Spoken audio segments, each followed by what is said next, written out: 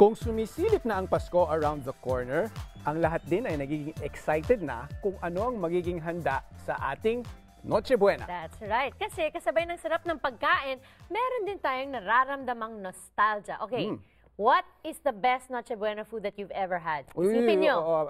Ako. Oh. Morcon. Okay. Embutido. Yes. Spaghetti matamis with hotdog. Okay, tignan nga natin kung matatakam tayo ng handang Noche Buena ng ating best friend sa kusina. Oh, here we go. Tayo nang mag-Christmas eat and drunk. Marami mang pagsubok na dumaan sa ating buhay, well, eto, tuloy pa rin po ang kotitap ng Pasko. Nag-i-snow na rito sa Chicago at nakita nyo naman, di ba? Well, mga kapamilya, samahan nyo po ako at dahil kumukutitap na ang mga mata ko samahan nyo ako as we celebrate Noche Buena dito po sa Eat and Ron, dito sa Kusinang Pinoy Restaurant, dito po sa Oak Forest, Illinois.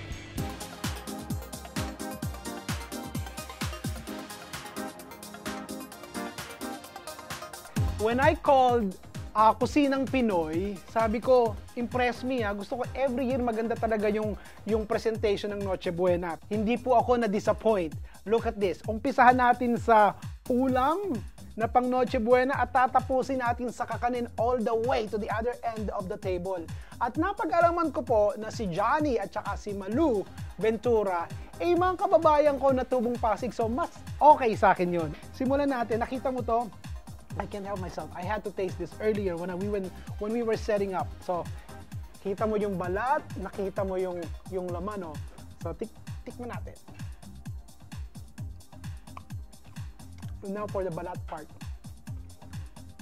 Makinig kayo, ha?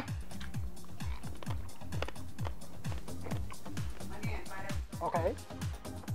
Ang murkon po, madalas present yan sa mga handaan sa atin sa Pilipinas, di ba? Hindi lang sa Medianoche, Noche Buena, kahit naman sa mga piyesta. May hotdog, may itlog. Dapat malambot ang karne nito. Let's try. Sarap. Nilagyan nila ito ng liver spread.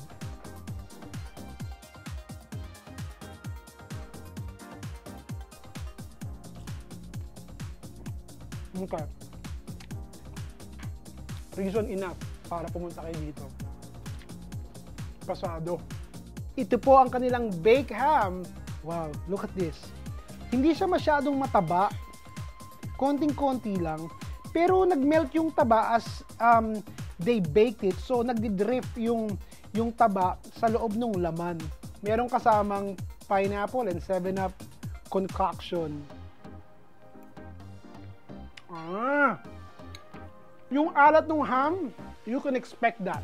Yung taba ng ham sa taas ng laman, you can expect that. But you don't need the sauce. Ang sarap. This is a dish that you should try here sa Kusinang Pinoy. Syempre, pagkatapos nyo kumain, dapat mag-dessert kayo. Meron silang kasaba, meron silang bibingkang galapong, puto bongbong, karyoka, pichi-pichi, may ube, may crema de fruta, may pineapple upside down cake, fruit salad, at ito yung platter nila that you can order ahead. Umorder na lang kayo ng gantong bilao, you have a bit of everything. At mga kapamilya, bago po tayo magtapos, hello to Patrick, Raynon, Terence, at ito ang may-ari ng Kusinang Pinoy, si Johnny at saka si Malu Ventura. Ikaw na mag-invite. Punta po kayo sa Kusinang Pinoy, sa Oak Forest, Southside. Siguradong sasagutin po ng Kusinang Pinoy ang lahat ng pangangailangan nyo pagdating sa pagkain, lalo na po sa Noche Buena at saka sa Medianoche. Okay? Paalala lang po mga kapamilya na sa kabila po ng mga pagsubok na dumating sa ating buhay, ang mahalaga ay ang pagmamahal at pagkalinga sa isa't isa. Ito po si Ron Vilaro, ang kaibigan nyo sa kusina. Please join me again next week sa isa na namang interesting segment ng Eat and Ron. Maligayang Pasko at manigong bagong taon sa inyong lahat. Goodbye!